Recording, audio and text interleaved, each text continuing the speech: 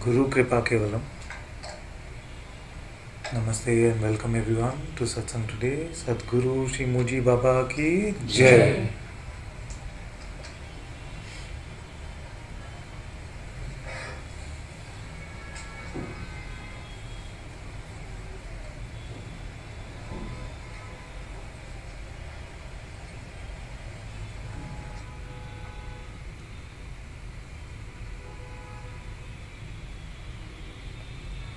The sound is great today. Not sure if it's a different setting, but it is good.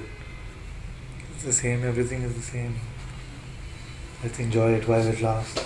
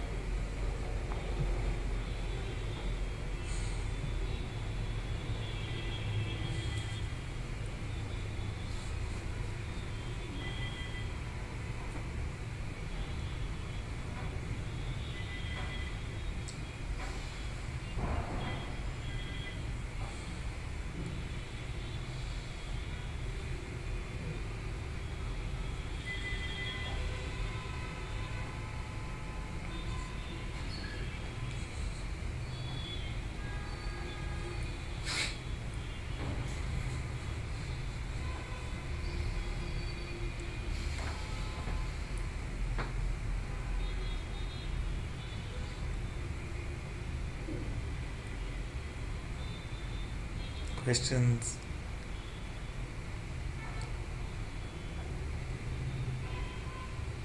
Answers? Guesses?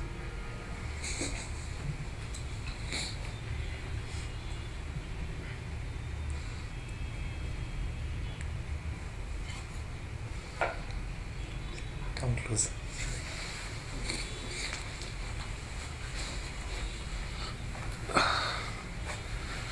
Been constant thoughts of my attention goes towards a lot of thoughts that are putting in a lot of doubts. I know they're passing because they do pass, and then but then I find myself always seemingly stuck there. I'm not sure how to. Attention is on the thoughts which are doubts, and doubts in spirituality can be doubts about the teaching, doubts about the master, doubts about yourself. Doesn't leave anything. Yeah, everything. So, what are you doubting most? Basically, I don't know, or rather, I should know something and I don't know it. Like?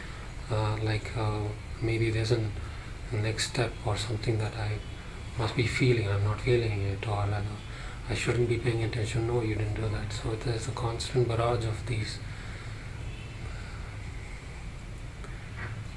But there are moments where I do see these upside. So this is not uncommon to try and predict the next step in any journey, especially the spiritual one, is very common.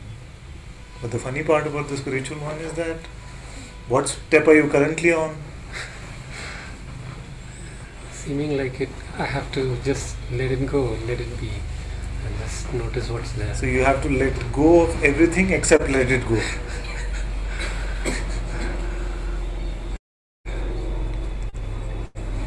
I can't let go of that. Yeah. Can't let go of letting go. I see. Then we are stuck. Yeah. Nothing likes to hear that. Yeah, that is, now we found the problem. Conclusion. Yeah. Now the problem is this is where I'm stuck. Okay. Yeah. Where is the letting go now? Gone.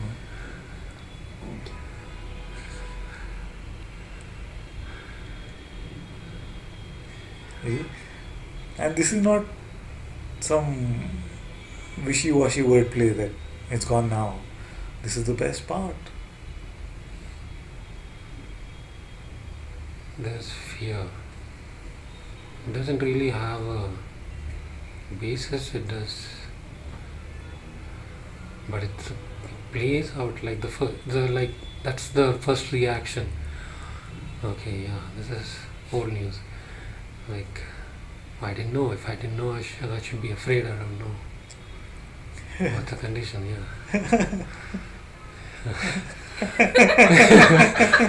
Learn this.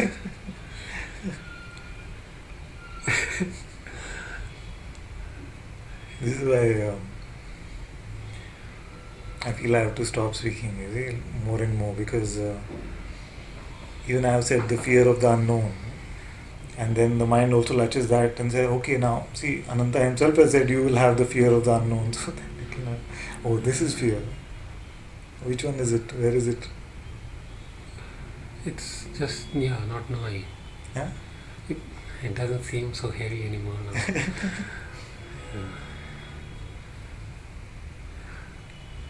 Yeah. Just thoughts of I must do something. Yeah. Don't try to know the not knowing.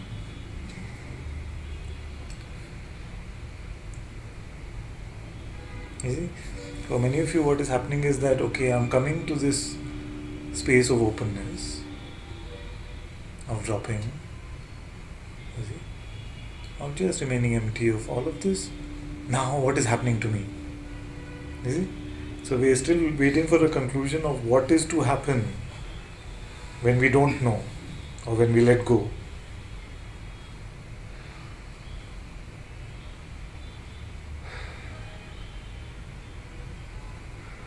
So whose progress are we tracking?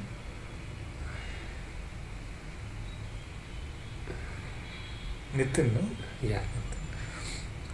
What if Nitin was just a guy sitting next to you? Would you be so concerned about what's happening with him? Yeah, not really. Not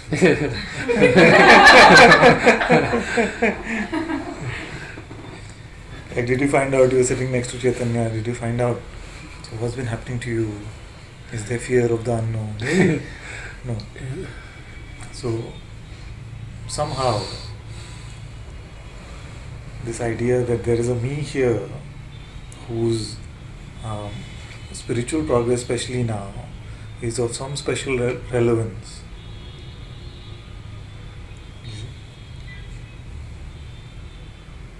Also becomes part of our belief system about the me itself. That's why every day I come and give you guarantee. I guarantee you that God is full and complete right now, and there is nobody else. You see? It is the same thing as saying all things are perfectly resolved in the unborn.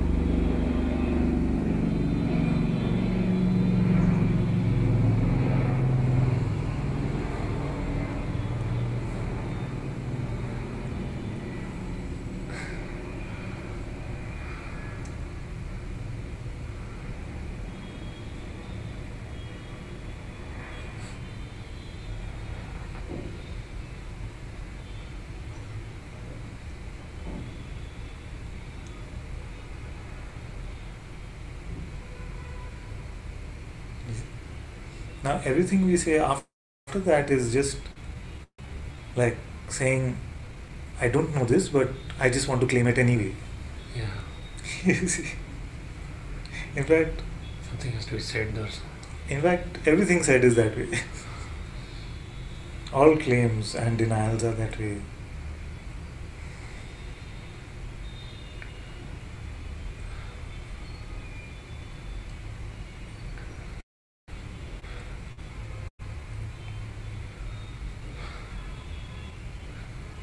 Because the basis itself, the I, before you can say I am doing this, I have this, I don't have this, the I itself cannot be known through this instrument which we have used for knowing.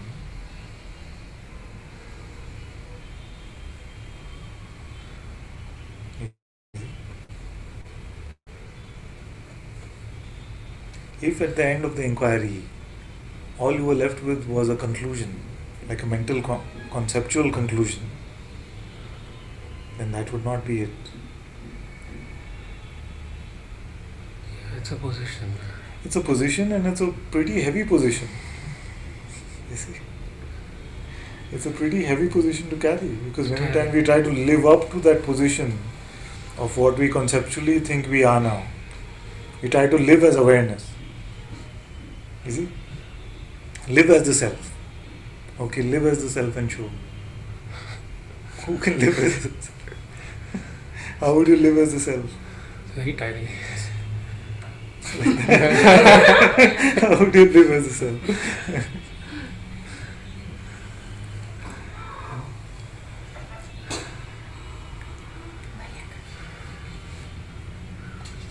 There are also many oppressive things, which is like trying to live as the absolute, or trying to live as a particular. Maybe heavier than trying to live as a good person. Trying to live as the absolute. How to live as.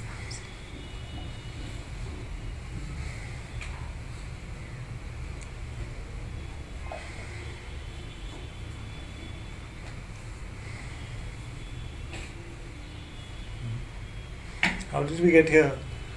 Were you trying to live as the absolute? Why did this one start speaking all this? Mental conclusion. Conclusion. Like an answer.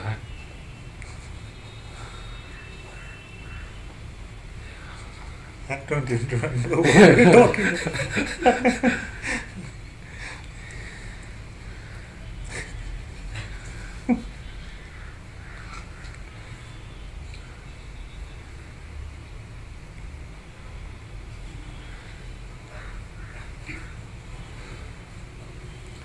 Okay, let's take another way to approach this, whatever we are approaching. Would you say that confirming that the label for some appearance is that, you see, is to meet it fully or is to avoid it?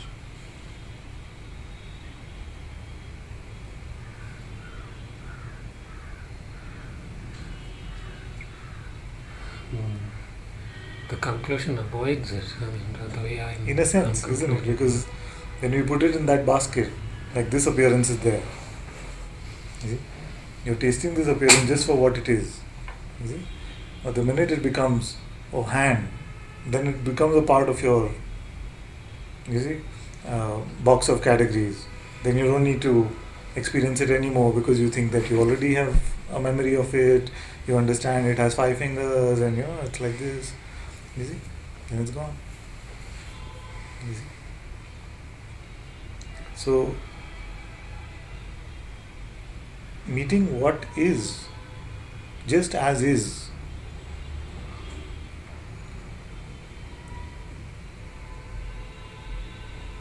is a beautiful taste. And I'm not even saying that this has to become some constant or something like that. I'm just saying that so much of time seems to have been spent on meeting life in this way, with our labels. Can we not give some time to meeting it without labels and see?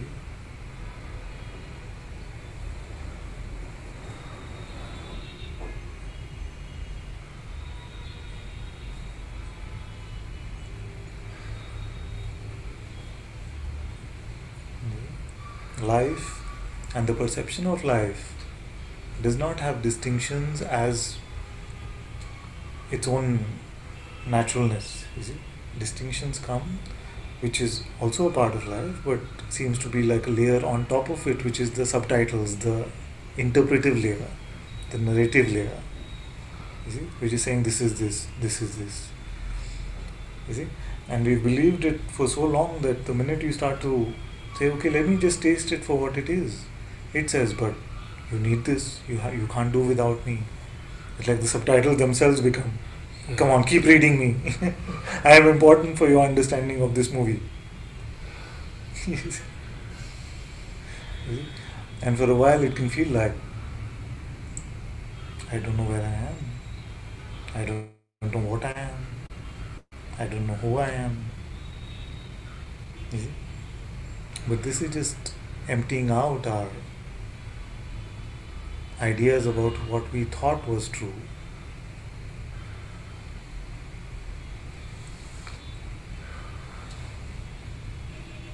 Is it? And all our dichotomies will get exposed in this. If I ask you, where are you? Most of you say, I don't know. Is it? But then I say, okay, what are you identified with? You say, the body. Both can't be true. Because you know the location of the body is this one.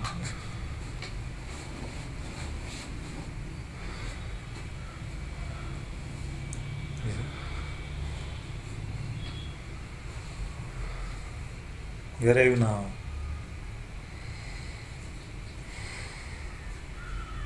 Where are you watching from?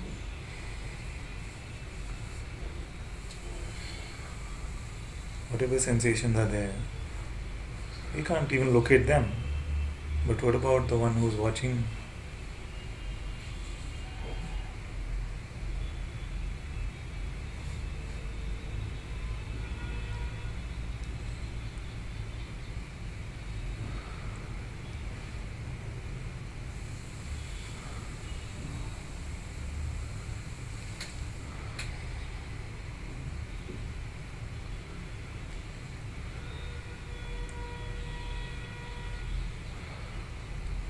Do you have a special seat inside your head? There's a chair, which is me, sitting over there, navigating all of this. The idea itself is ludicrous.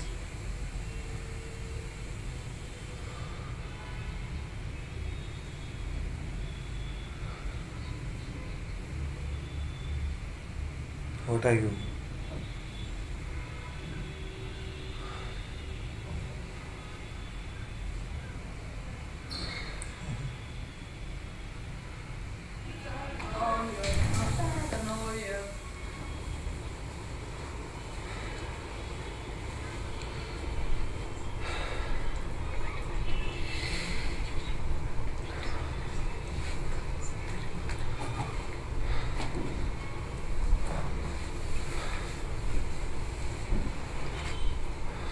Father, a bit of a technical question.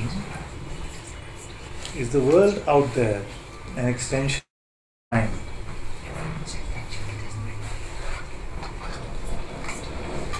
Is the world out there an extension of the inner mind? I find that whenever I am onto something about my true self, there is some trouble or distraction which originates from the external world, if not from the thoughts within. I think a better understanding might help me tackle this.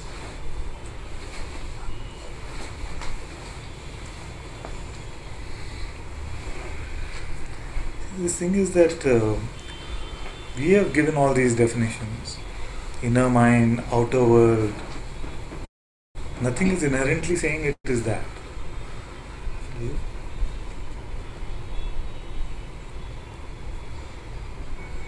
Nothing is inherently anything that we label it to be. It is just something that we use to make a box around it and say, okay, this is what I understand of it. You see? And that's why it can be a bit confusing when I say that there is no mind, there is no body, there is no world, there is not even consciousness or the self. It is not, I'm not speaking of what is itself isness, you see. I'm speaking of these distinctions that we make. What is the body? It's a collection of concepts that you have, isn't it? That, okay, when I see my hands, that is another concept. You see, all of these. Then the sensation that you experience, you see, this is body, you see. So, we could have easily said, okay, the sensations are mind and the body is an object or body. You see? It's just labels that we use. But we have used one overarching label called body for these visual perceptions and these sensations. Then what is the mind? Many people define it in many ways, mostly in Advaita, we talk about it from Bhagwan's way of saying that mind is nothing but a bundle of thoughts. But sometimes he also uses the broader definition, which is that everything that is appearing is mind. You see? The Buddhists sometimes refer to just being itself as mind. You see? So it's just how terms are being used. There is no inherent mind, there is no such thing. There's just, if we have to use some label, we can say there are some perceptions. And a way for the mind to make sense of these perceptions is to label it as outside, inside, body, mind, world, being, self. But are any of these things saying I am this? You see? Inherently, nothing has come with that certificate. You see, that's why Guruji says that nothing in the world has inherent meaning. It is just the meaning that we have given to it. You see? So when we drop this distinction between even inner and outer, because I ask you this often, what do you mean by inner? Inside, what is that inner?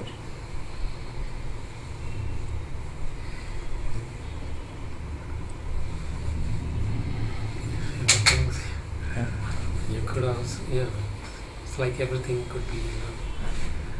What inside what? When you say I go inside, or the same as my inner experience, but inner to what? Not inner to body. And when we say outside, outside to what? Even this, presumably that it is outside, is also outside or inside? Some concept of me here. Yeah, there's a concept of me which seems to be the dividing line. But is this experience inside or outside? Is it? So, as you start to look at these distinctions, just look at them. Don't have to come to some new, fresh conclusion that this is how it is, because it will not be definable in that way. You see? It will not be definable in that way. So if you did not have this distinction, the world out there and my inner mind, you see, then like some sages you would have said, all is the mind. Or you would have said, all is just an appearance of the world, Maya. You see?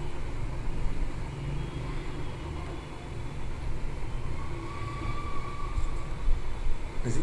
And why it is good to check this is because this is where we draw our boundary. Inside means inside me. Outside means outside me. This is where our boundary is drawn. So in these ways then we keep the idea of separation alive. Maharaj at one time said, just stop making any distinctions.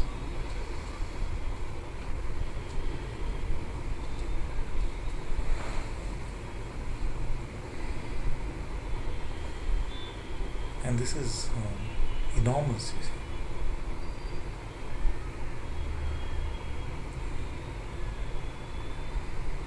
Because if distinctions were inherent in experience, then he would never give this kind of advice.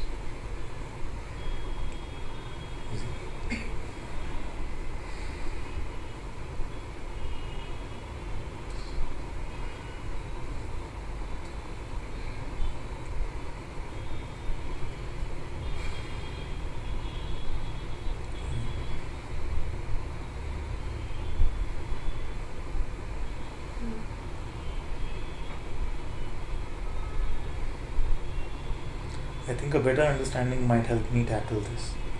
You see, but I don't want to help me.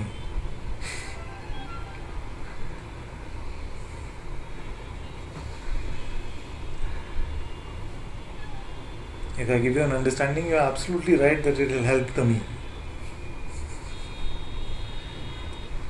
I want you to explore some of these things and question some of these things, even those you feel like are the basis of your very existence, like time and space.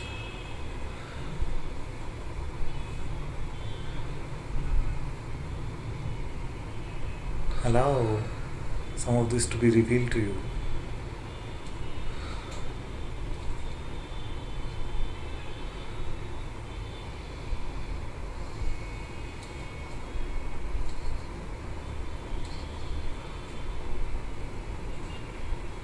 And this is why many times I say that to put a label is to avoid it, because I see this very commonly used in this way.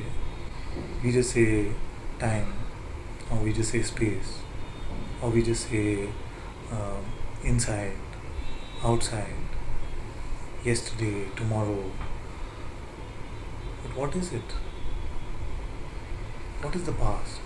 Is there an existent entity called the past? What is the future? You say I come into the past to now. So, what was that past? We shy away from these questions because this conceptual mind has no scope.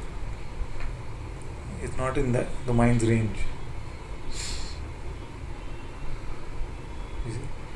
And in a way, we've been taught that in this way that we don't want to feel stupid. If we don't have an answer there, we feel like that is stupidity. And Guruji many times says, but I know nothing. But I know nothing.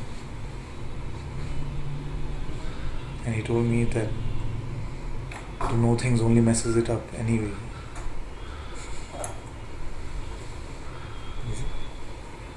So,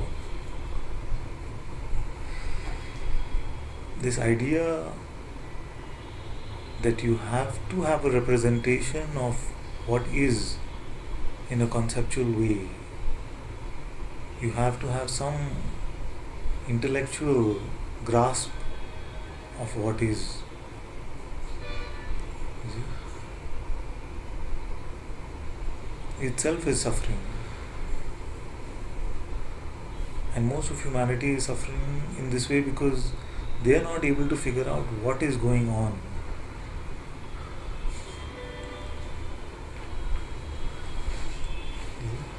Like, what is going on?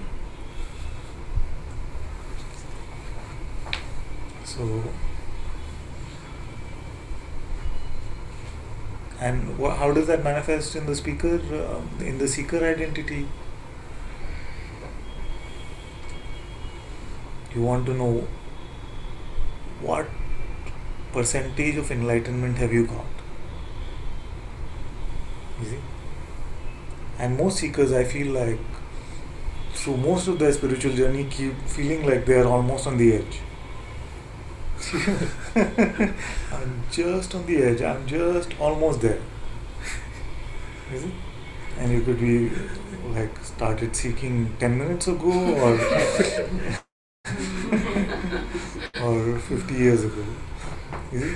Because this is a good trick from the mind, isn't it? Just you're doing well, you're almost there. Just the final thing has to happen, you see? You're just almost there. Almost where? That we don't check. Where? What? What are these reports? Who are they about?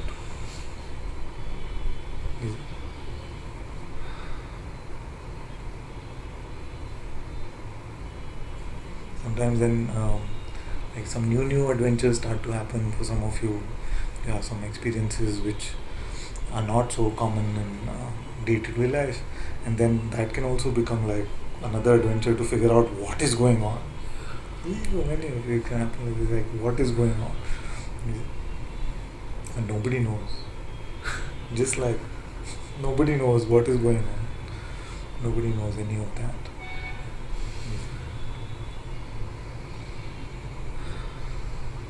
Nobody knows conceptually anything about anything. But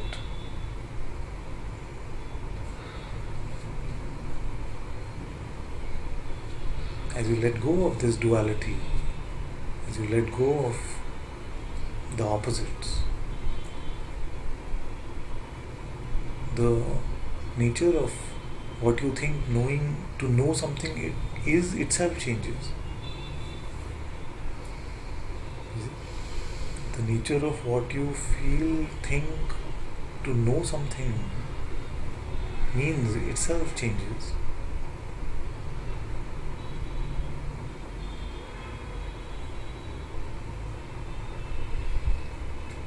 And this is indescribable in a way. It's like love.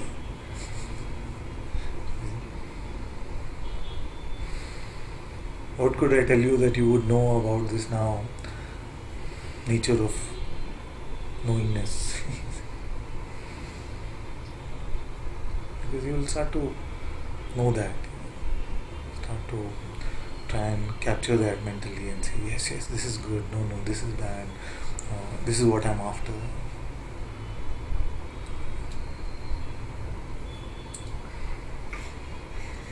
Something very beautiful we were just talking about, maybe Sharanya or somebody pointed it out, saying that in such a sacred scripture which is sacred to us is the Vibhu Gita, which is the heart of what is called the mystery of Shiva, Shiva Rahasya, and among which Bhagwan himself said chapter 26 is the best for all spiritual seekers. You see? If you look at it, it is just not this, not this, not this, not this, not this, not this, not this, not this, not this.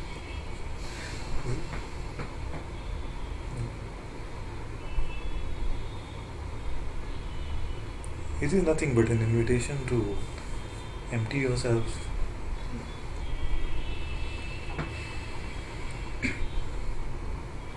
Whatever you think it is, whatever we claim this to be, it is not that. He even said, no satsang or no satsang. No satsang or no lack of satsang. No guru, no disciple. No Shiva, in Shiva, the mystery of Shiva. No Shiva. Because we mistake the notion to be it. You mistake the notion Shiva to be Shiva.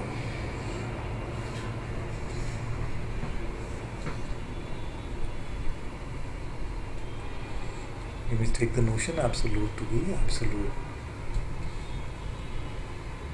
The notion knowingness to be knowingness.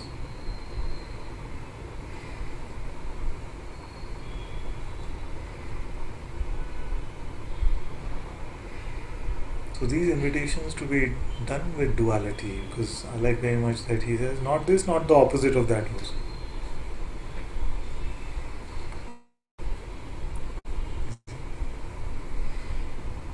If your life is free from these, everything that has an opposite,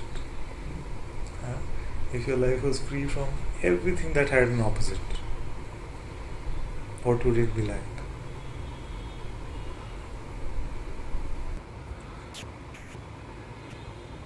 Would you wake up in the morning? No, waking has opposite sleep. Morning has opposite night. Okay, let me not take it too far. You do it. You check.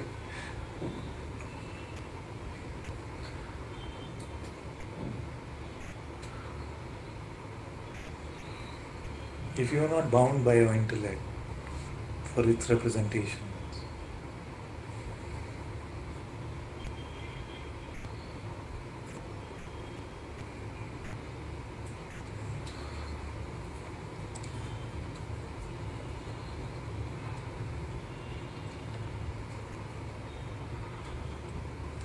Father, should I be careful in choosing what people I keep the company of, or should I let everything unfold effortlessly? So,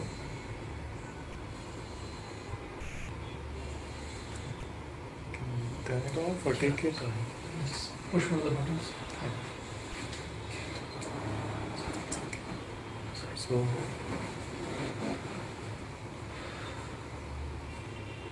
what I'm not speaking of is what action should unfold through your body.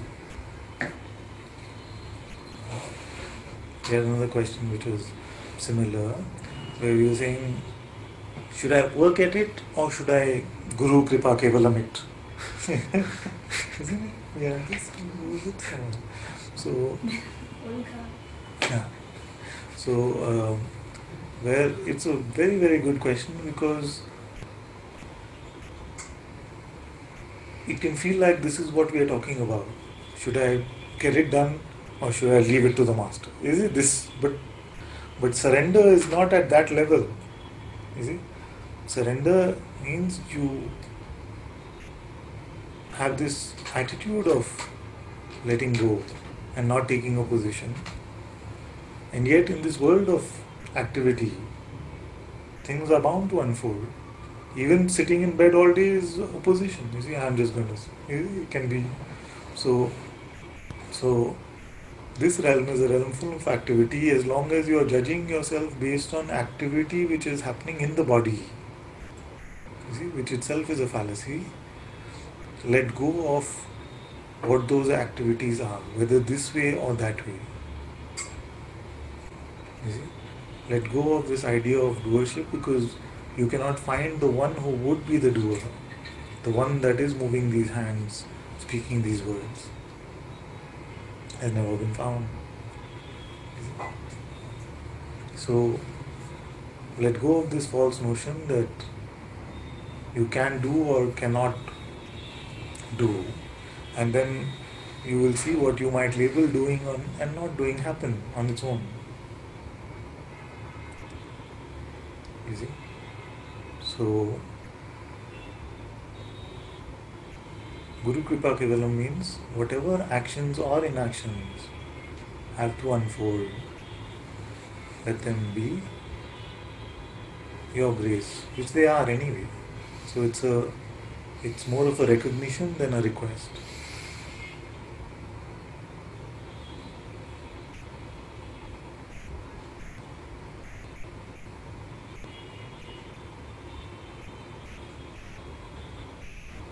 Okay?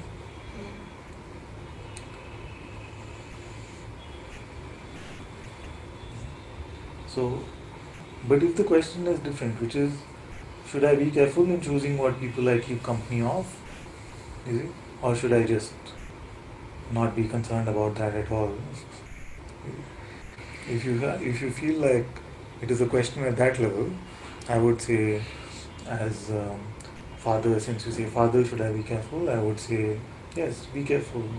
Don't hang out with the wrong crowd. But that is talking in this way. But truly, what I want to share with you is that effortless surrender does not mean what action, what activity should unfold.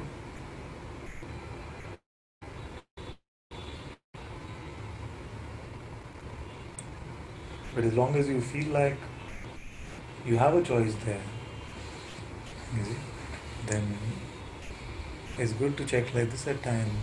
Check with those who you feel can give you some good answers. Satsang has many definitions, but one of the definitions at a very phenomenal level is to be in the company of the truth. Sometimes it's also said to be in the company of the good.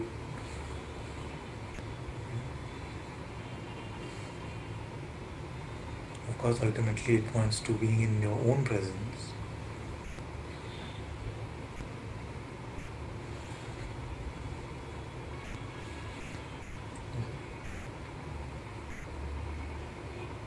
So don't hang out with anyone who is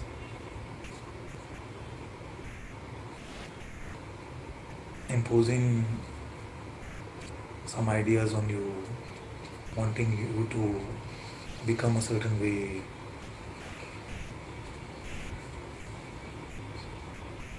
Especially in terms of leading you more on to this realm of more and more phenomenal experience like drugs or things like that.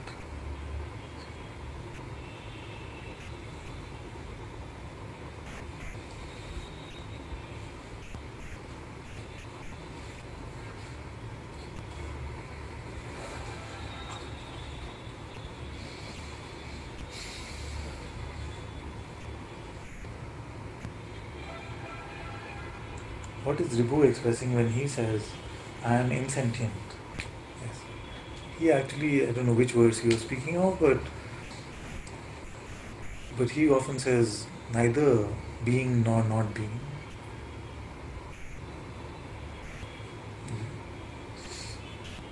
Because both don't actually define what you are. There is nothing insentient which is not you. There is nothing sentient which contains you fully. Anyway, but even these definitions would not grasp it.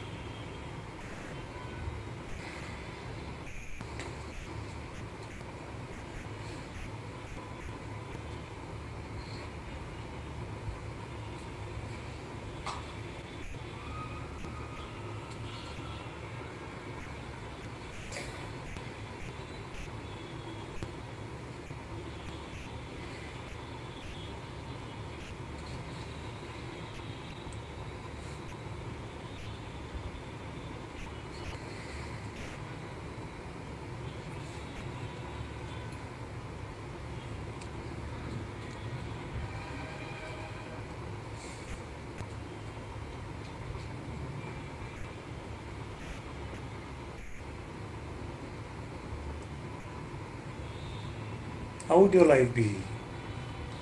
I sound like Barin Katie. What would life, what did she say? What would you be without this thought? Something like what would your life be like if you were not stuck in these opposites? Or let's make it simple. If you didn't have to know what is going on, even now,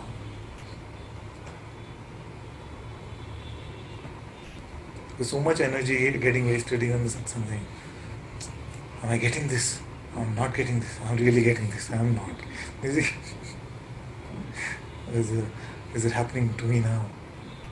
It's not happening to me now. You see? So these conclusions, we don't know anything about them. What is going on or not going on. We really know.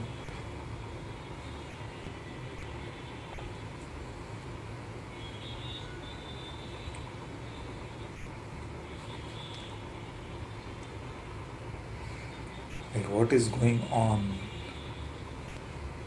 when I hear that I don't have to know what is going on.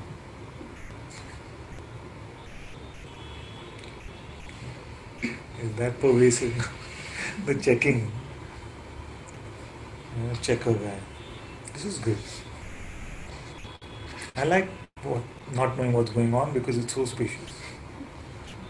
Thank you for telling us what's going on.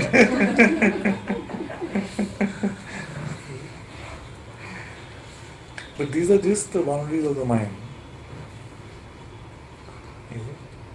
And the mind will get tired, and that is fine.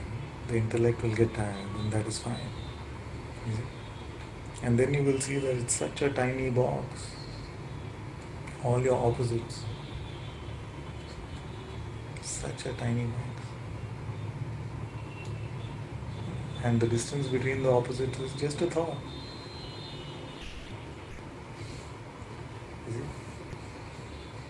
How far are up and down?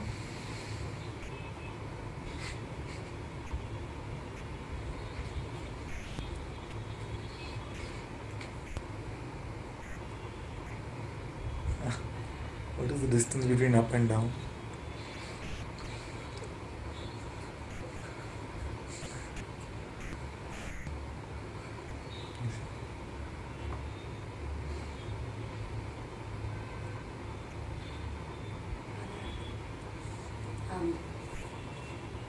What is? Yeah. Can it be seen at the moment we stop labeling and judging? It is like the movie which is always seen. Sorry? It is a movie which is always seen. You see? And you are aware that there is awareness of the scene. You see? Now, only that has been misinterpreted with the labels. You see? So it's not a, the label goes and here's the truth. You see? The truth is always there. It's just like the movie was always playing, but we've been just paying attention to the subtitles. You see? Which is saying this is what this is what that is. And then you discover midway through the movie that the subtitles were just a prank or a joke. And it's like, what? So, but the what is always what is. So it has no condition actually. But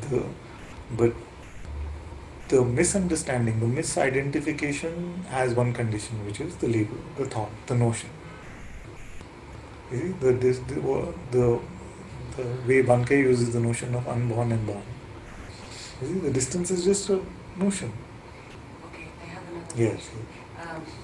Because it seems that sometimes the subtitles, let's say, are not really there and Yeah. clear. Yeah. Like, okay, I am a person, or I see things like Yes, this. yes, But underlying the scene yeah. is all the conditioning and you But know. this is just a thought. Sorry. Change that game from it's just a thought to it's just a thought. Sorry. After I try to play it with my wife. You see? Where is the underlying conditioning now? Now you say now it is not there. Okay. What if there was no such thing as underlying conditioning? I don't know. I'm going to try to Yeah, explain a little yeah. bit more. Come For closer then. instance, Come.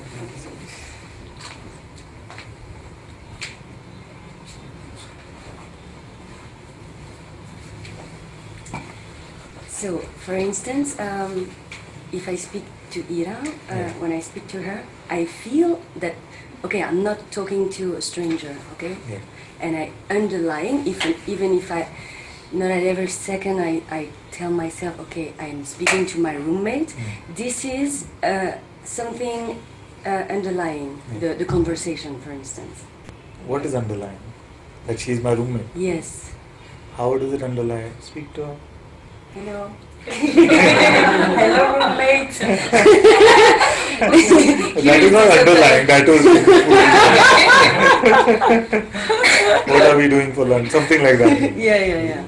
So what is your experience of yourself then? Is there like the experience of a person there, or just because some words come out of this mouth, you feel like they are coming from an underlying place of personhood, but those words which come from the absolute place are not invented yet. You see, even the sharing of satsang, what is the underlying that there is a teacher speaking to a disciple? Yeah, but underlying, most of the time it happens with really tiny, very small moments where there are no such things. But otherwise, I pretty much. But this is one very burdensome conclusion. What if I said it is the reverse? That it is conditioning only when you feel it is there. Otherwise, it's just unburdened. Yeah, but the feeling. Which feeling can define this? You see, let's get to the bottom of this, because we keep feeling that there is some feeling which will be a true feeling.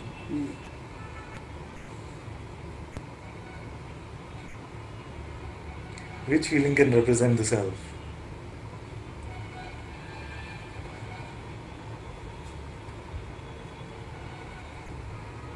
Only the good stuff comes from the self, bliss, joy, self. You see? Then those other ones are what? Just orphan children. Can't be. What is not a child of God? So either everything points to it or nothing does. But when we make this distinction that this is when I am the self and this is when I am being a person based on some sensation, some perception, basically, that can be very burdensome then.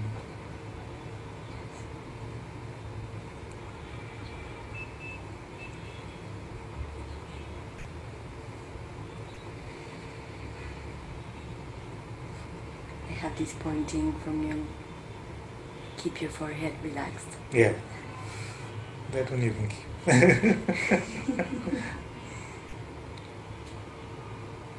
Have you noticed though that every time you seem to be getting very caught up in the mind, your forehead is not relaxed?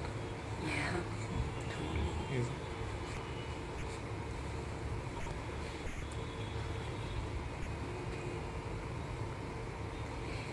I'm trying not to label it, you know. It seems like an effort. Okay. How's the effort going?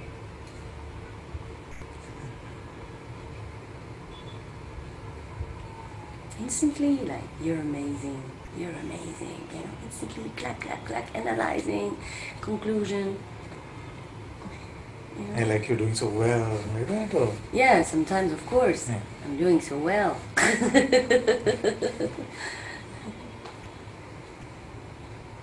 The only effort, if there was something like that, I would just say, like, this game I've given you is enough. The game The game is just a thought. You see? It's not just like it's just a thought, it's just a thought. Just remain open, let everything come and go. When something seems to grab you, just notice it's just a thought.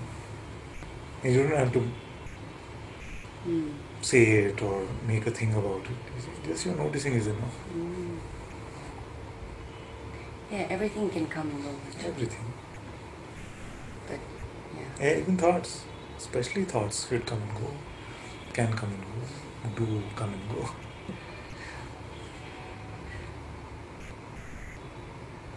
But when you want to hold that thought's hand, you know, Serve tea.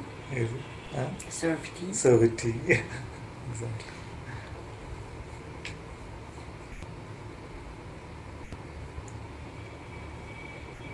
What is the best offer that we have ever got from the mind?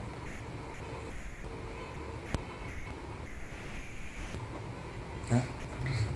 Yeah, exactly. Thank you. Come to Satsang is the best offer. Best. You must have a why. Yeah. Why come to Satsang? Didn't you ask? You asked why for everything except this? No, can't be. So why come to Satsang? To get your life. To get enlightenment. To get freedom. To get the truth. To find the self. Yeah. And for that, what you need to do? Come to Satsang. This, Meditate, chant. it's here. It's this.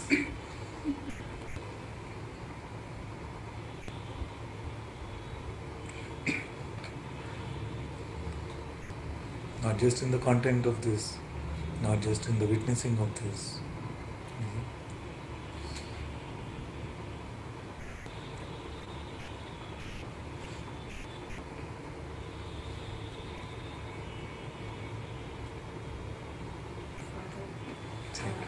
Most of the things that come, like most of the thoughts, like I'm just measuring it, like 90 out of 100 thoughts,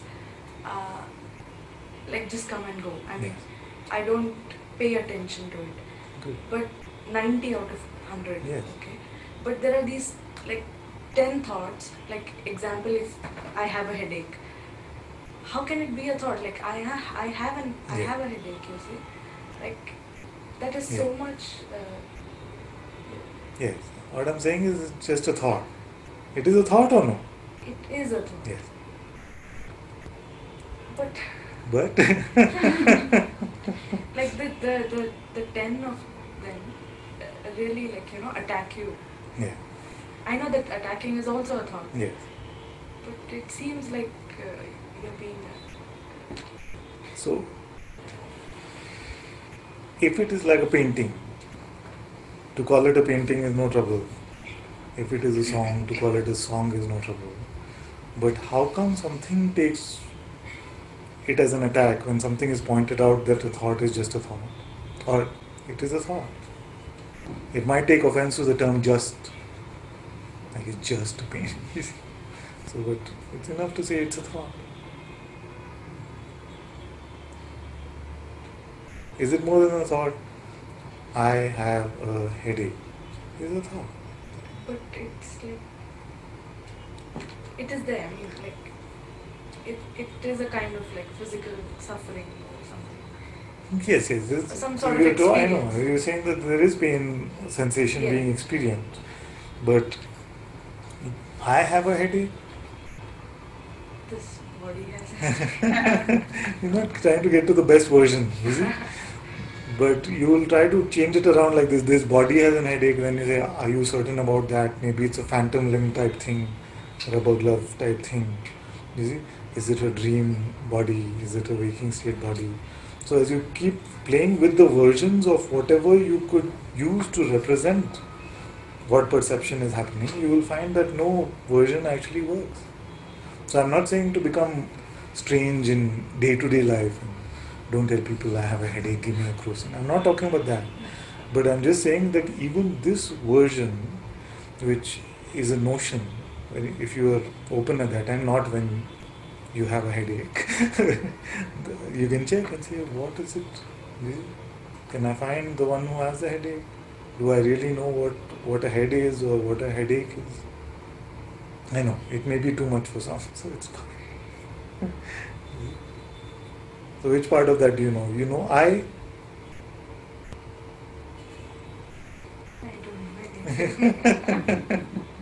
You see? So he's starting with saying, okay, we'll go that way then. I have a headache. So I part to starting itself is starting trouble. So from this side we can't start. What is headache?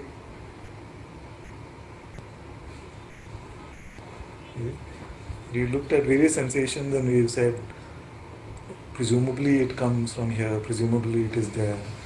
But you see, when you start really looking at these sensations, these perceptions, can you really locate where they are? Okay. Like we might be trained to say that, okay, this is hand sensation. Where is it being experienced? And check like this and you'll find that locationlessness is more prevalent than you realize. These concepts of space are fitted on top of just natural experience. The concept of spatial existence, you see, is an overlay on top of just what is. Like we were saying, up and down, left and right.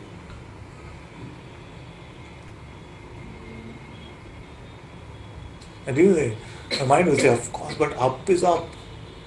Okay, but up for who?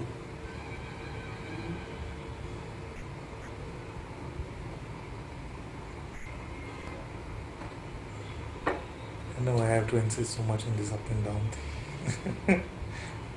But I felt like something opened here when I saw that even this is just notional. Yeah, it's for the body. It's just to make that reference again to this body. And again, I'm not suggesting or saying that, okay, change the way you talk in life or something like that. I'm not saying. I'm just suggesting that all these things that we feel we are so certain about, bring them into your inquiry. If Maharaj can encourage you with his statement saying, I just began to lose all my certainties, that's what really changed.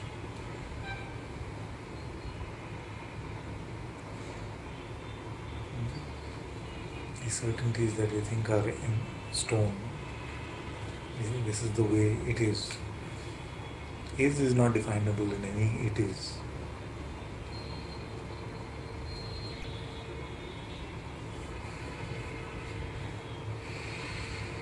it seems like the root of all experiences is still a you experiencing. But is that you have the label you? Like, is it sitting there saying, I am I am I? That is just I thought. That is the I thought itself. The idea that it is I is the I thought. It's not just I exist.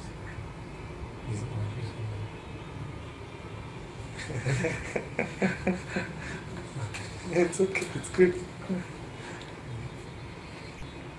So there is no even I. We were saying the other day that in Hindi I is man. If there was something inherent in I itself, then it would be like everybody in the world would say I. But in Marathi, I is mother. I. Garlic. Huh? Garlic in Garlic. French. And ouch. I forgot that reference. You were saying garlic. Garlic. Something. I have no idea. Why is garlic in French? Is what Yes, right. And ouch. I knew there was some, and ouch. Ouch is good.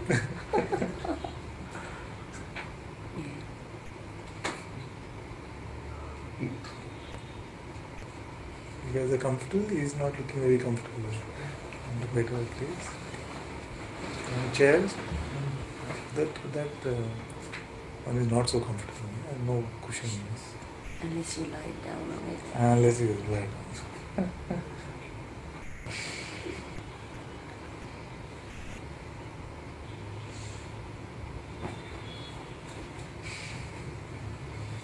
On the back, yeah, the back.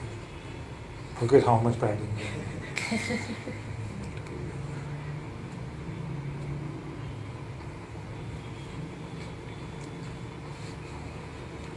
So being in Advaita, especially, we can say, okay, then I has a special meaning. Because what it was pointing to as the absolute, in a way it does. But inherently, just the sound I is just what we've associated it with. That's why I make you say it. You say I, and what is it? Where is it pointing? What does it mean? I. Yeah? A notion. Just a notion. That's why Bhagavan said I thought. It's a I thought. Is it? So he said when you lose the I thought, you are free. What does it mean to lose the I thought? Lose the meaning. The meaning. Notion perpetuates. I mean, even knowing that when I say I or use the word, it's a passing idea. Passing? Idea. Yes. Either it's passing or it perpetuates. Yeah, the idea perpetuates. I mean, Is it passing or perpetuating? the idea keeps coming. And going. Yeah. So it's not perpetuating. Yeah, not the same notion. Yeah. Is it? This is passing waves.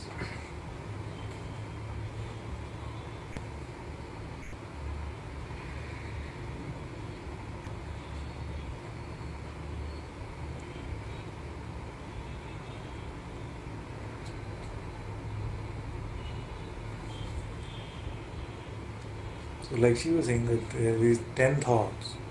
And it's good, like it reminded me of a few years ago I used to do experiments like this. Just look. And you see that most of them are just coming, going. Some they feel like this you have to know. Now,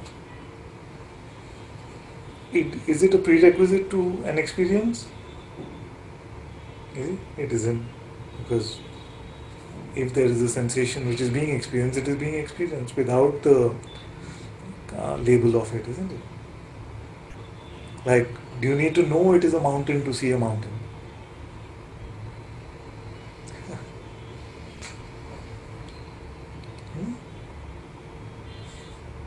Yes? No? So there's no excuse. I'm saying, do you have to know that it is a mountain to see the mountain?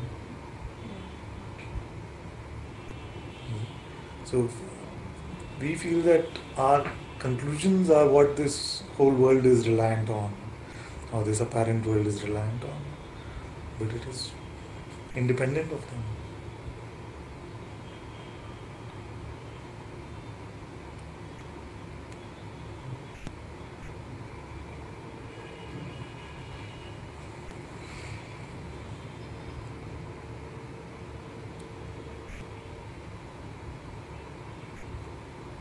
And the I thought has relied on all of these auxiliary ones to reinforce.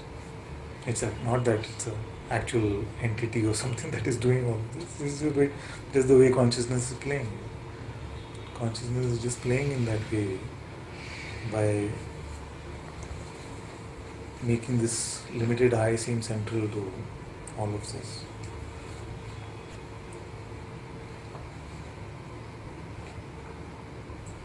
The labels would still come. So if I'm seeing a mountain, the label mountain would Yeah, still come. because we've reinforced it. So what has to change? Nothing has to change. The importance.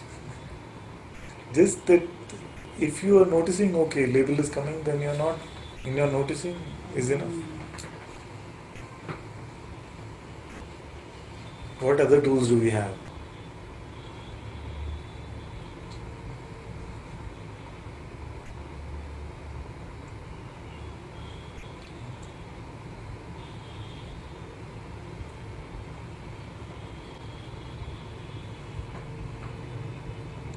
The minute you notice there is distance, there is, I'm using the term distance loosely.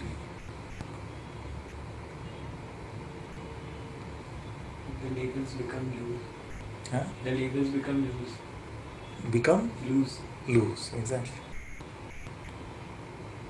As they become looser and looser, you lose them.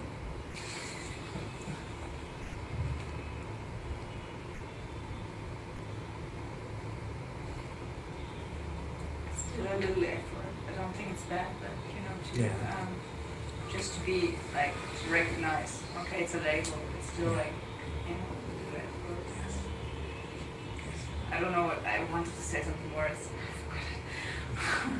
That Yes.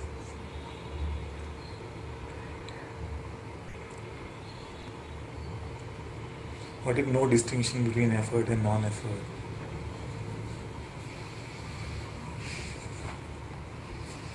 Is there really? Because both are just labels on what is unfolding in a way. You cannot find the effort or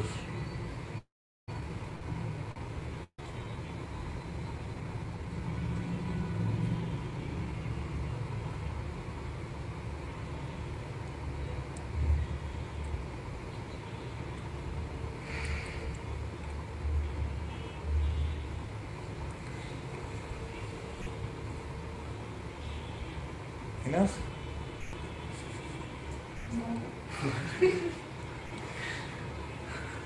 Is this what the Buddhists refer to as equanimity? They have all contributed to the I don't know. It sounds like a big word to me. I may not want to give you any more big words.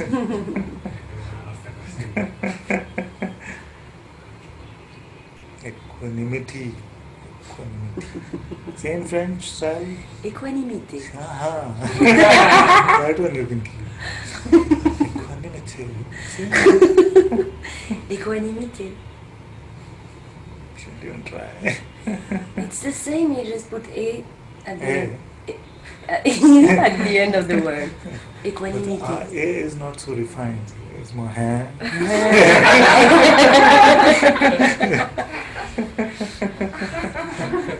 There's one thing in common between Germans and Indians, I discovered. In French also sometimes. Huh? Huh? Huh? it still sounds too good. Huh? Yeah. It's You like, see? that's not something you can force.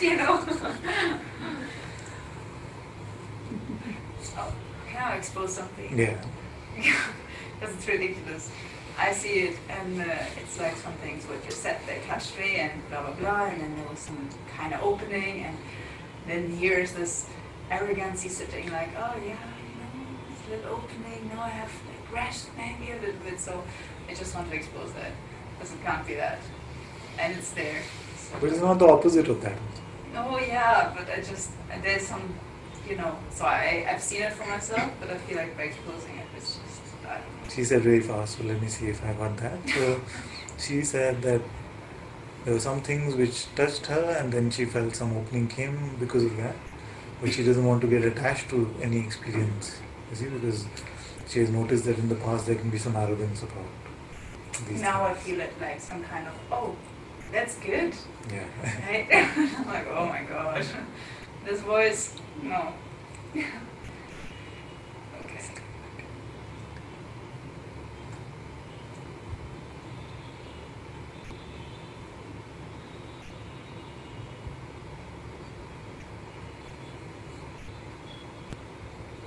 Let's see what's happening in the chat.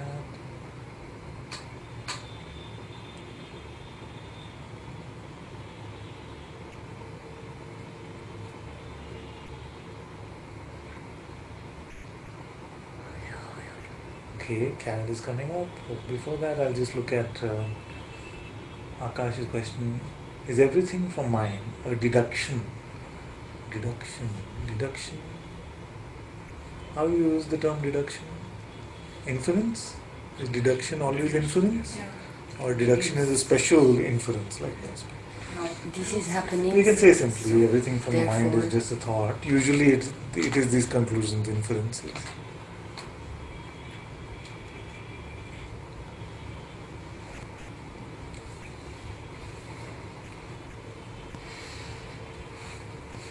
Scanned.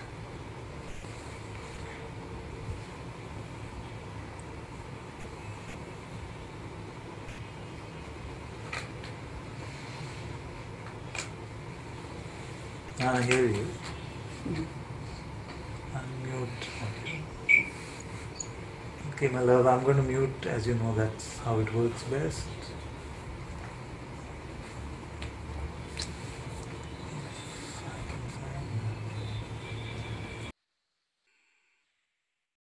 Good morning, Father. Can you hear me okay? Good. I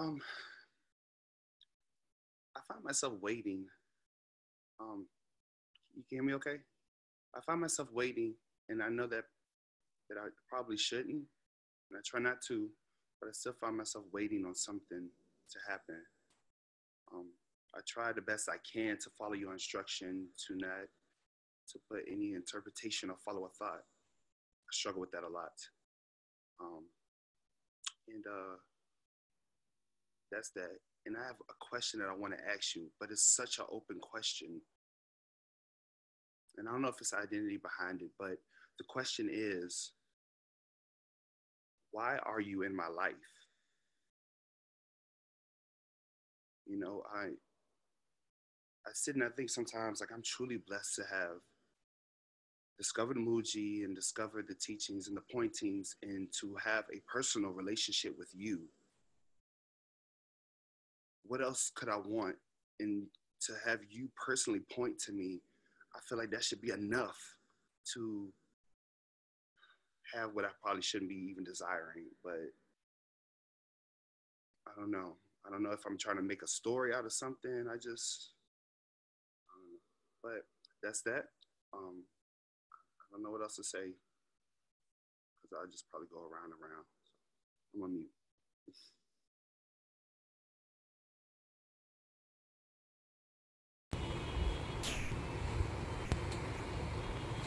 Yes, the first part was just this idea of waiting, you see. I'm just waiting for something to happen. But the truth is really not in time. Like right now, what is here? What is apparent to you? Don't judge it. Don't give me a conclusion actually. Just taste it for yourself.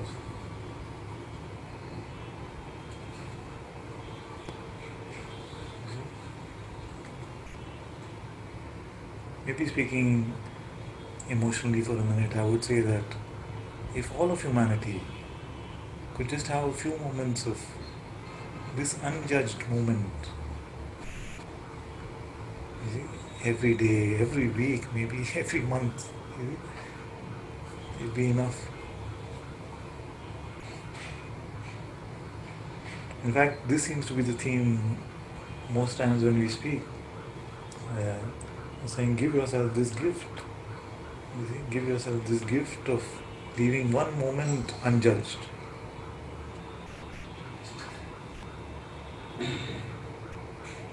Just this one moment unjudged. So waiting just is an idea of the future, just a projection. Nobody has met this future, you see. So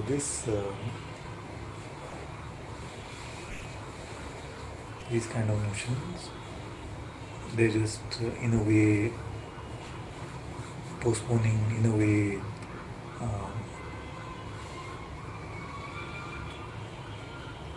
waiting, you see, just waiting. When you, like, sometimes I see on Facebook that you um, do some dance and make some music, this kind of thing. So how is that? That's more free flow, more this thing, or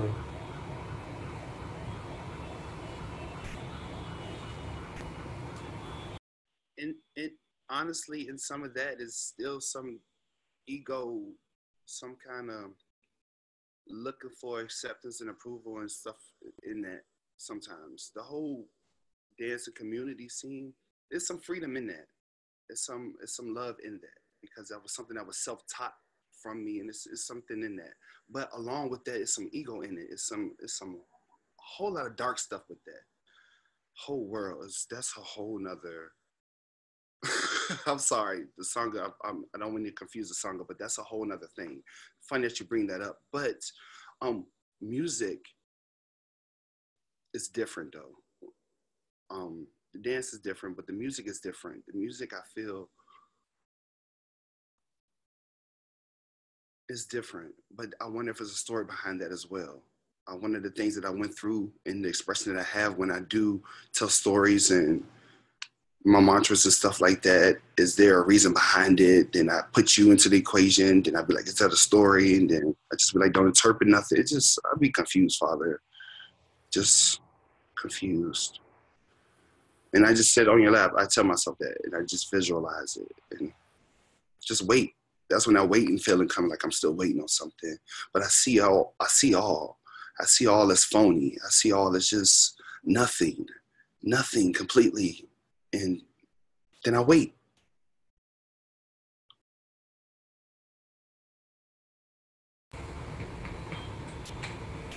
yeah.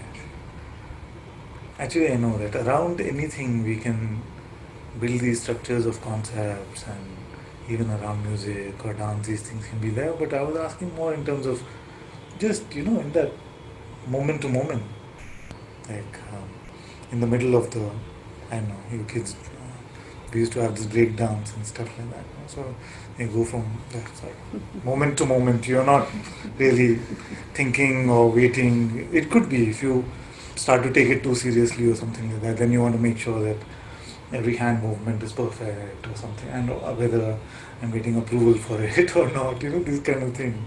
But just when it is just pouring out, then it just seems to be just a meeting of life as it is. You see. So anyway, so no point getting into what is conducive environment or not. Actually, now is the best time. You see. What are you waiting for now?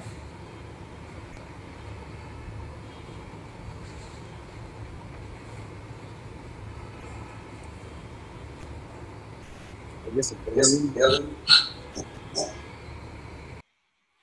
I remember I brought up before. Papa G said, "He who has done it will know he has done it." I guess I'm waiting for that. I guess that's what I'm waiting for. That he who has done it will know he has done it, and to know I have done it. And I know you did it. I look at you and I know you did it. I look at Muji, I know he did it, you know, and I know that's beyond a belief or a thought. No, I know that. I want that. I want it the right way. I don't want no identity. I don't want nothing smash me, whatever. Sometimes sometimes I think the only way to get that is suicide. Sometimes, Father, I'm not thinking about it or nothing, but I have considered that, you know. Not suicide itself, but that idea, like, you know, maybe that's the only way to have freedom is just to totally be done with this. Because I want it so bad. Been wanting it ever since I could remember what liberation was, or freedom was, or forgiveness of sins was. I just wanted to be in alignment, and I never could do it. I'm always doing some kind of sin, some kind of perversion, I just wanted to be done. I've been wanting it to be done. And to the point where I'm like, God, somebody, you got to do something because I want it so bad. And the fact that I want it so bad and nothing's being done, and then I'm seeing all of us in the song as well, wanting something so bad and just being told that it's already here, but it not being here. I don't know. And then I don't want to get off the computer with you today and feel okay for the moment. And then I'm tired of going back and forth. And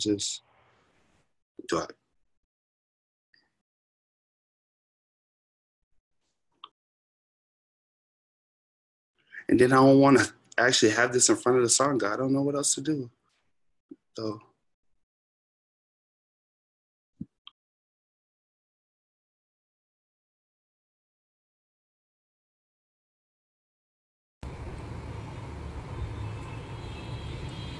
This longing, this I want it so bad. You see?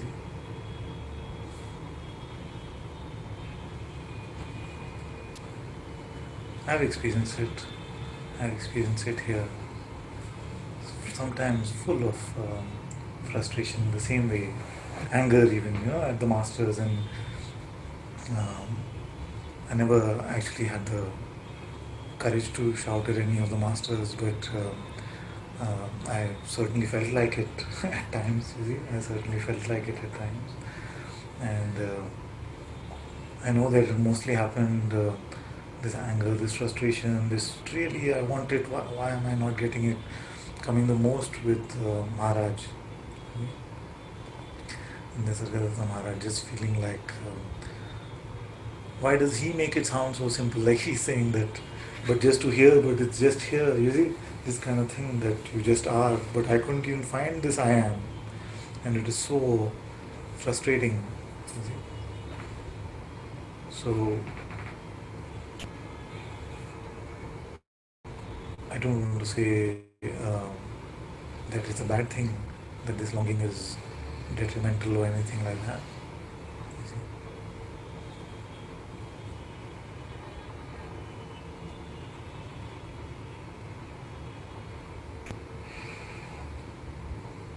But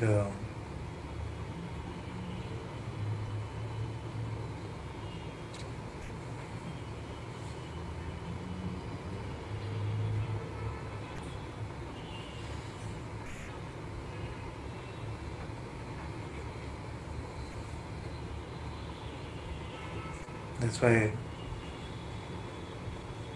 how it seems to unfold here is just every day, just remind you of what is deeper than what you think is true, what you think you even your judgments about yourself. Because in the freedom that I recognize, in the truth that I recognize, it was not about the one that wanted the freedom. You see? It is really not about that one. But I know it sounds, maybe doesn't even sound helpful for the short term to hear this.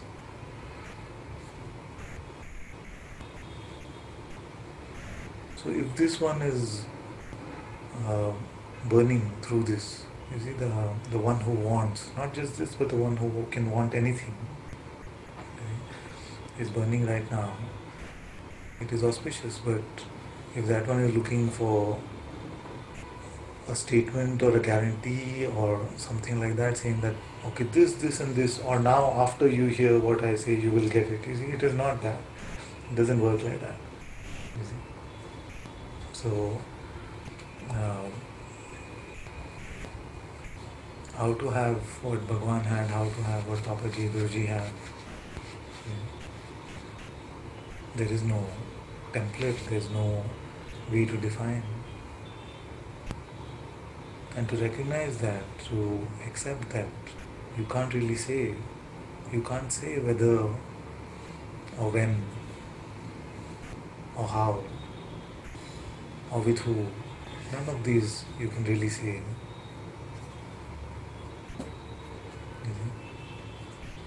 To accept that is very good. To accept that is very important. And that frustration that comes upon hearing it, let it burn. Let it burn this idea of the individual I.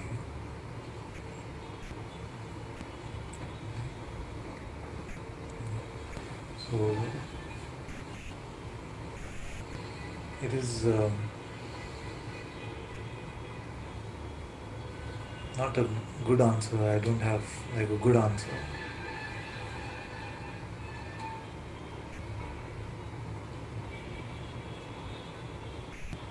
But I do have my full blessings, my love.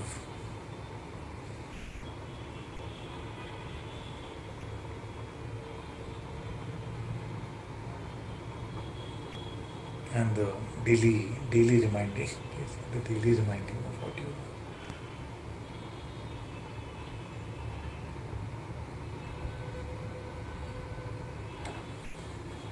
There was there's still some smoke thing. Is that something you wanted me to notice, or what is that about?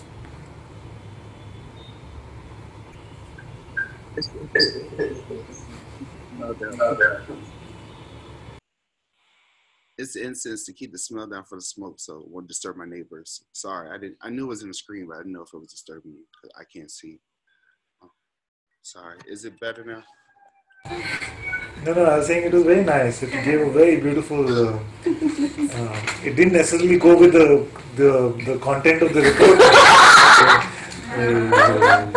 Just, so do you find yourself uh, watching the recordings like about once a week or so, or how is it? It's quite sporadic, or the satsang recordings. Or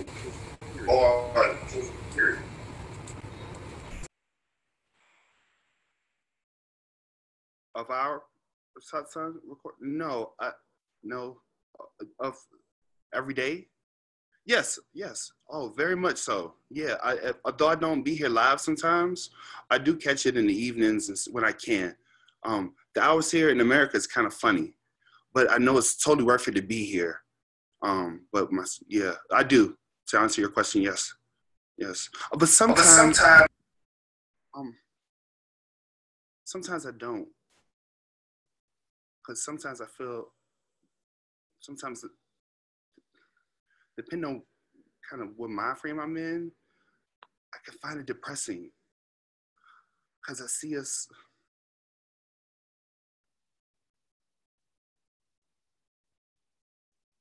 Sometimes it can make me feel hopeless when I watch Satsang sometimes, because remember I told you about the same thing and what needs to happen, and so sometimes I stay away. But then sometimes I just watch it. I don't. Sometimes.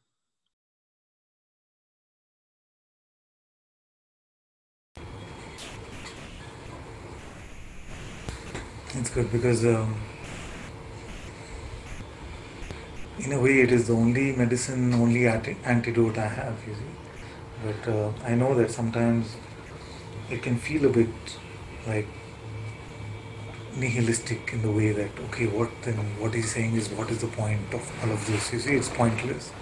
But really, what I'm trying to say is that it's not included in that definition of either having a point or being pointless. Now I know that this is a very maybe frustrating thing to hear. Like, you can't put this in that box, you see, and and I know that naturally the mind will like to take a position saying that, oh, what he's saying is that all of this is pointless or meaningless because we don't know what it means anyway, you see. But what I'm really saying is that it is so beyond our concept of meaning. It is so beyond what we can fathom through the mind. You see, that when you let go of this attempt to put it in that box, you start to taste it. You see, you start to taste it for what it is. But it is not uncommon actually for some to start feeling like it is this way. But you have to hear a bit more. You see, because I'm saying that it's not in that box. It is not that you take the position that, oh, life is meaningless or life is pointless. I'm not saying that at all. As much as I'm not saying it has a point, I'm also not saying it is pointless. You see? And it's okay to struggle with that a bit. It's okay to struggle with that a bit because you may feel like these are the only two things you have. Either it has a point or it is pointless. It might feel like these are the only two things you have. But it is not.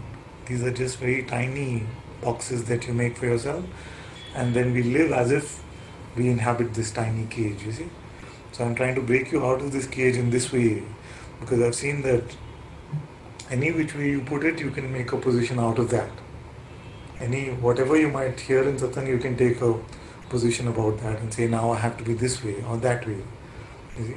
So I'm not trying to feed you any of that stuff now and show you that beyond these opposites is where your actual home is. You see? Beyond right and wrong, beyond even life and death, beyond waking and sleep, is a truer home. But as we keep putting ourselves in these boxes, that this is what I am, then what are we? We're just this object which is born, it is going to die. It's trying to be good, trying not to be bad, just stuck in all this. Just today is a good day, tomorrow is a bad day, this kind of thing. We just, at least I'm trying to be truthful. These kind of things, we just define ourselves in this way. And these are very tiny boxes for God. You see, God has made some very tiny housing for himself in these labels that he's using for himself. You see? And that is, in a way, Maya. You see? That is Maya.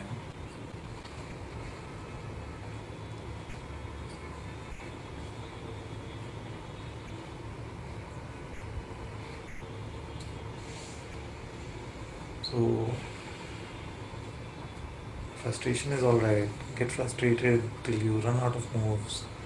I know that, it's very funny that everyone says to me, or many say to me, Father, let me burn. You see? Burn me if I have to. You see? But in the moment that the burning is happening, if it was remembered that, okay, this is just burning which is happening, you see, I asked for this burning, then it would not feel like burning at all. It must feel when the burning is happening that it is real, it is really happening to me. So today it sounds like when you're reporting that it is really burning, you see. So let this burn, let this burning happen.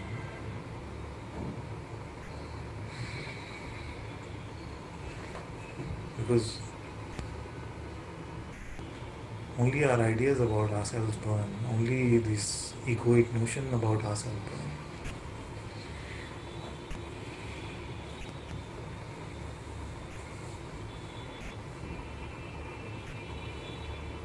I like the innocence also of your report. It's very sweet because it's very straightforward. I just want what you guys have.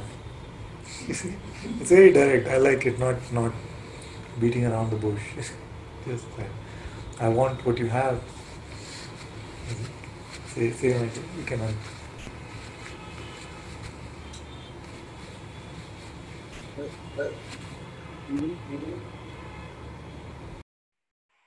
Good.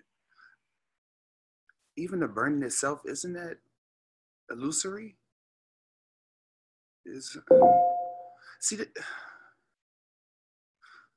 when you were talking, the only thing I was thinking, like, I was happy to hear you, to see you, I felt satisfied in hearing your words. And I was asking myself, what's satisfied? You know, what is what?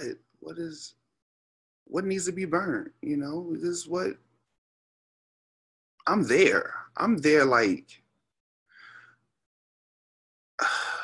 with all due respect. I'm just like, I know everything that you're saying to be true. When we talked about the lights on thing, and I told you about the experience of nothingness and everything like that. So with all of this, and hearing what you're saying now and feeling that satisfaction, whatever, that waiting is still there. And the waiting for what I know is nothing to be waited for. So I wait.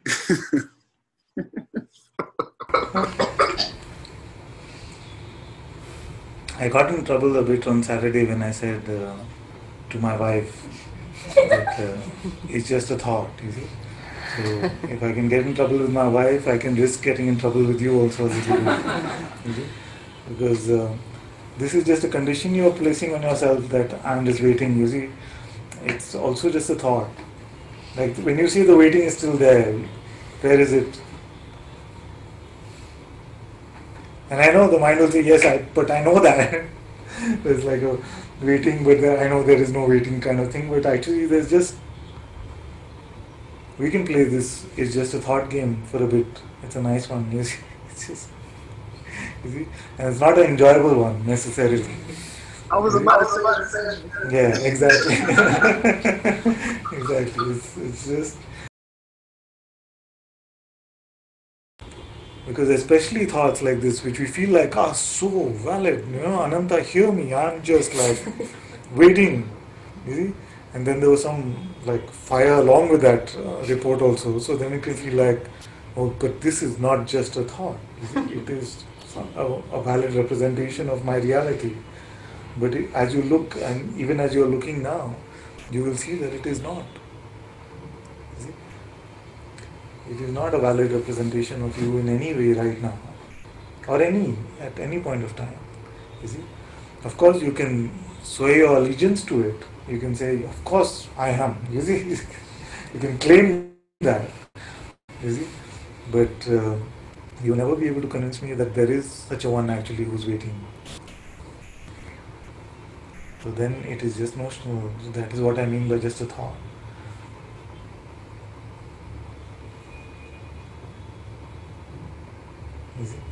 The good part of all of this is that your lack of freedom, or your lack of not being exactly the same as Ananta, you see, is also just a thought.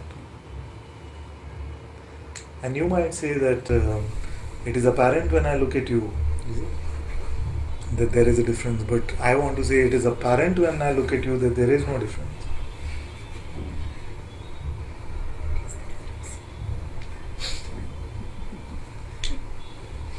You see? So if I say right now, what is the difference in both of us? If there is such a thing as both of us, I would say none. Truly, from my heart, not encouraging you or something like that. I am speaking something which is directly pointing, you see. What is apparent to you now? If you don't rush to notionalize it, if you don't rush to, like Akash was saying, deduce or infer. I'm just talking about that for years, 5 years I've just been speaking about this stuff. You see, which is the same, and it is completely apparent to you right now. Now, you see, without conceptualizing it, can you point me to the difference between us?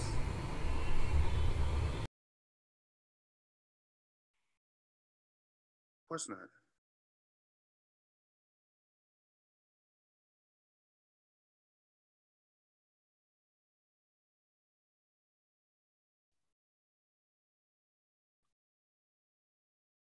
Of course not.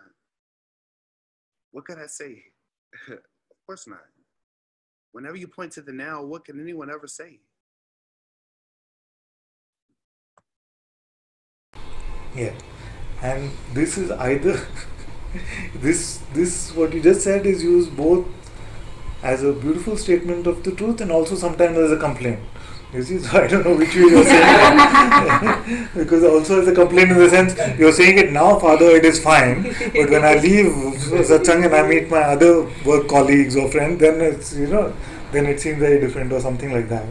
But I hope you're saying it as a former, which is to say that heavy now, we just see it. It's just this. You see what it is.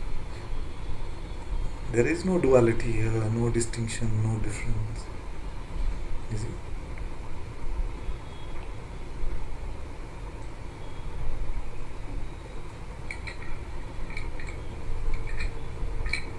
And it is completely apparent.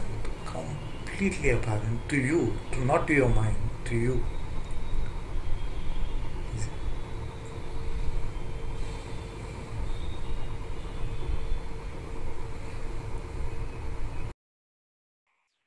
I tell you, when you were just sitting there with your eyes closed, that's pretty much when I get caught up in the mind and I sit on your lap.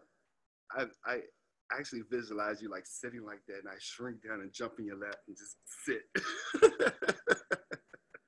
And that's why I have to stay, Father. That's why I have to stay. And when I say that, that's how I stay now. Sitting in your lap. And the mind comes up, is that enough? But I just sit. I don't know what else to do. But thank you. So. Thank you, my dear. If, as you say so beautifully, that you're in the lap of the divine presence, then let the mind say whatever it wants. You see, when it says, I'm still waiting, say, but I'm on my Father's lap. But you're not like Bhagwan was. I'm on my Father's lap. That then Father's lap cannot be secondary to any other position. That's the simplest. Then it doesn't matter whether you heard anything else in Satsang ever or not.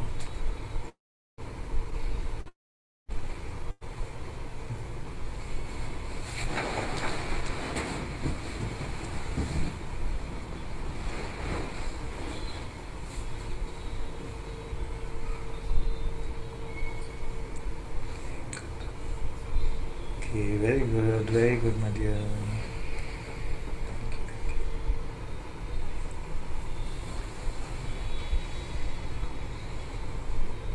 Thank you all so much for being in Satsang today.